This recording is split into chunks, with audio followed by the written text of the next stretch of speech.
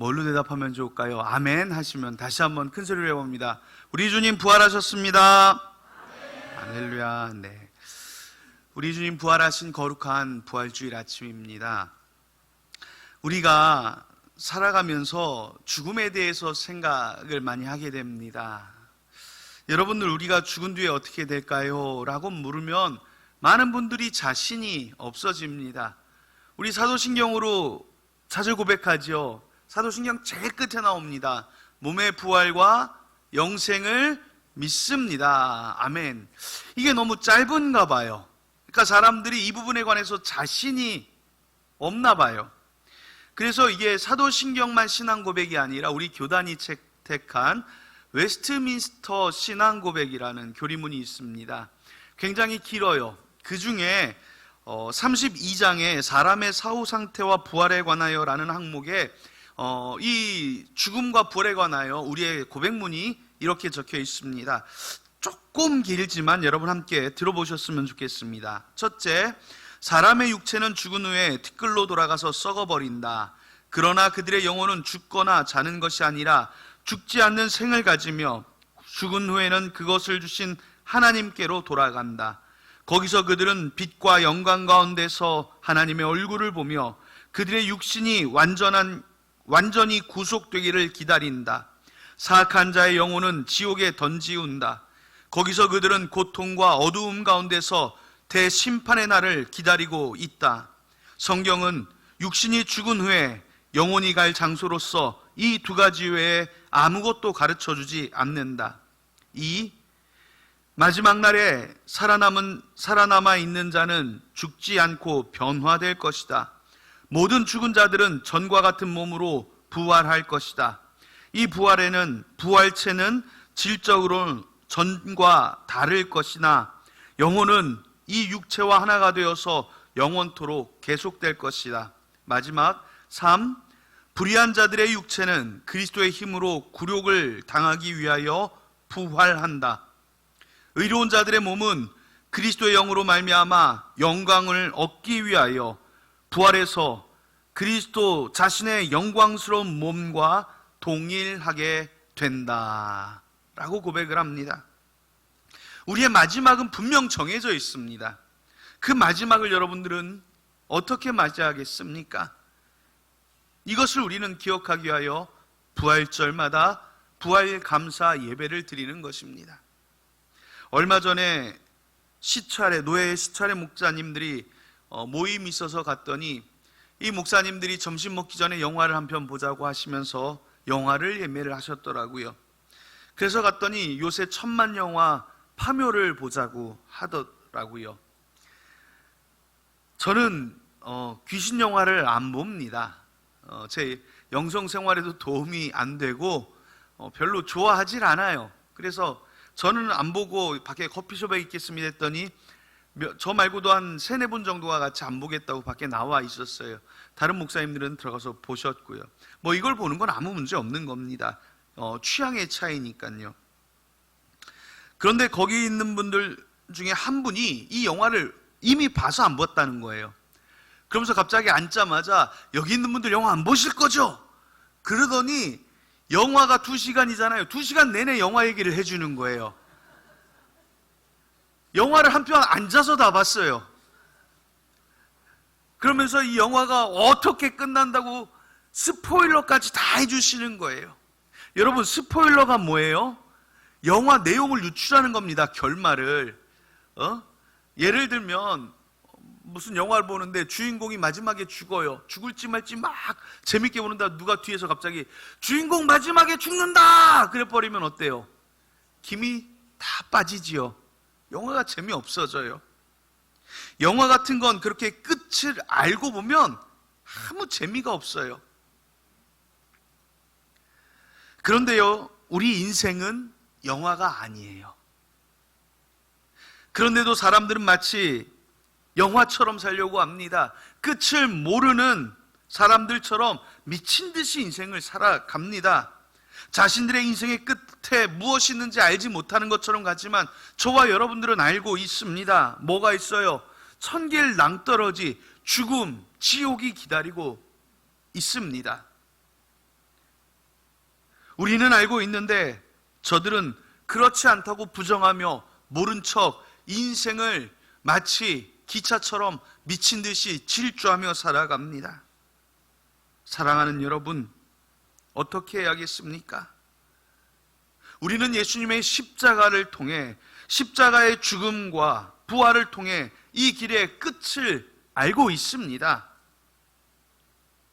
그러므로 우리는 우리가 마지막에 죽을 것과 반드시 부활할 것과 영광스러운 몸으로 거듭날 것이라는 이 사실을 잊지 말고 살아가는 성도들이 되어야 할 줄로 믿습니다. 성경의 끝은 요한계시록이에요. 그 마지막 절이 22장 21절인데 주 예수 그리스도의 은혜가 모든 자에게 있을지어다 하고 끝나는데요. 바로 그 앞절, 그러니까 내용상으로 끝나는 22장 20절의 내용이 이래요. 이것들을 증언하신 이가 이르시되 내가 진실로 속히 오리라 하시거늘 아멘. 주 예수여 오시옵소서. 예수님의 십자가 죽음으로 끝난 게 아니었습니다. 그분의 부활은 그저 다시 살아난 기적으로 치부되어서도 안 돼요. 왜냐하면 부활하신 예수님은 승천하셨습니다. 사도행전 1장에 보면 승천하실 때 흰옷을 입은 두 사람이 그들 곁에 서서 그들에게 말하되 이렇게 합니다. 1장 11절에 이르되 갈릴리 사람들아 어찌하여 서서 하늘을 쳐다보느냐. 너희 가운데서 하늘로 올려지신 이 예수는 하늘로 가심을 본 그대로 오시리라 하시니라. 아멘. 여러분, 그대로 오시리라 하셨습니다. 그리고 요한계시록 22장 20절 조금 전에 읽은 말씀에 아멘 주 예수여 오시옵소서 우리는 기대하는 것입니다. 부활하신 예수님은 승천하셨고 다시 우리가 본 그대로 다시 오신다라고 성경은 말씀하는 것입니다. 아멘 주 예수여 오시옵소서. 이것을 마라나타라고 말합니다. 마라나타, 우리 주님 다시 오십니다. 혹은 주님이 다시 오실 것입니다 라는 말입니다. 여러분, 오늘 이 부활의 아침, 우리는 예수님의 부활만 믿을 것이 아니라 승천하신 예수님, 그리고 다시 오신 예수님을 믿는 그러한 거룩한 주일의 아침이 되시기를 예수님의 이름으로 축복합니다. 자, 우리 예수님 다시 오십니다 라는 말을 뭐라고 한다고요? 마라나타. 우리 같이 손을 들고 한번 말해 보겠습니다. 마라나타! 할렐루야! 아멘. 우리 주님 다시 오시는 겁니다. 부활하신 주님이여 속히 오시옵소서 우리가 같이 외친 겁니다. 우리 주님이 부활하셨기에 다시 오실 수 있는 겁니다. 저와 여러분의 구원을 이루기 위하여 부활하셨고 저와 여러분의 구원을 이루기 위하여 다시 오시는 하나님이십니다.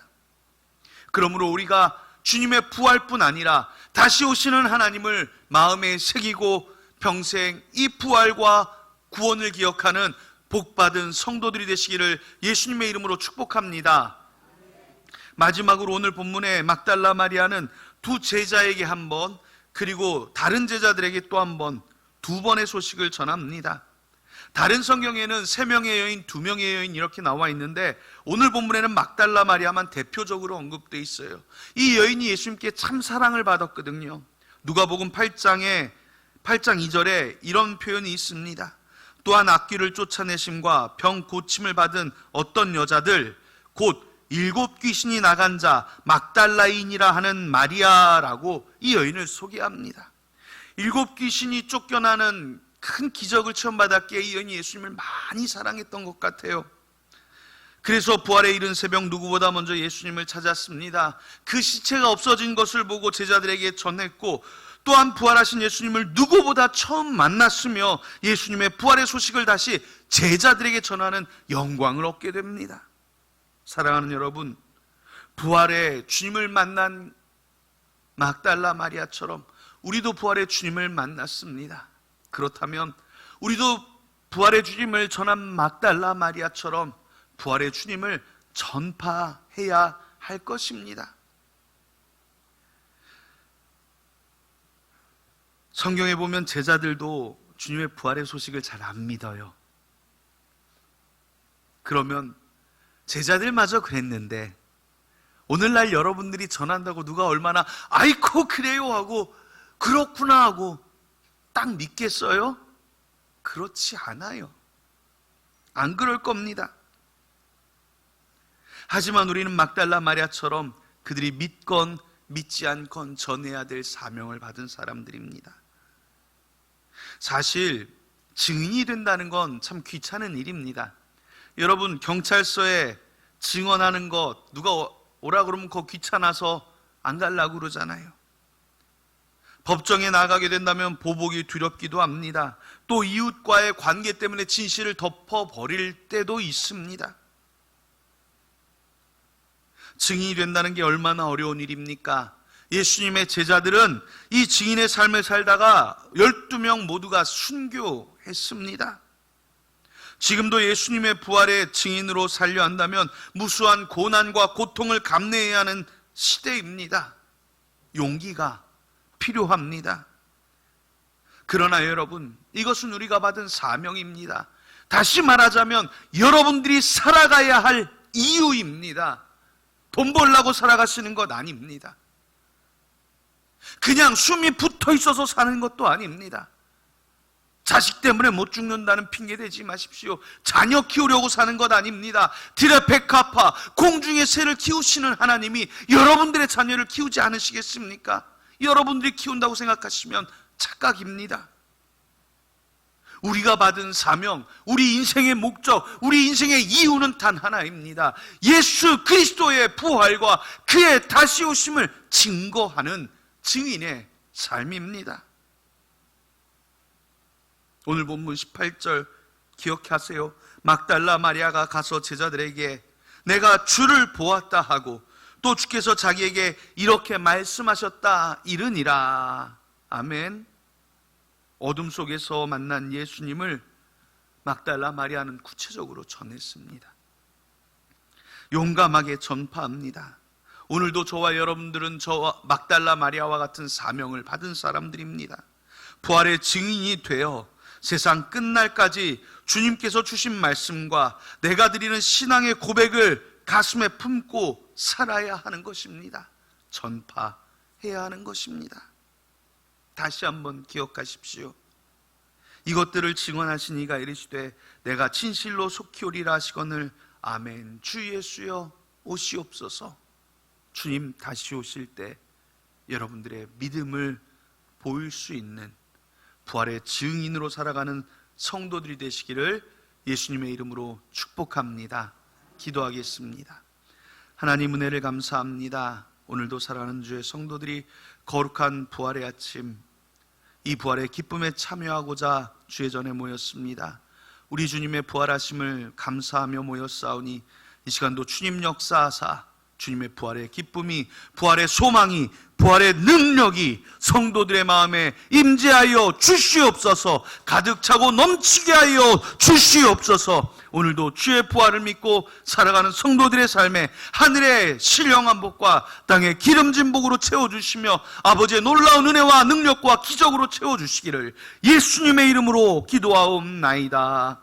아멘.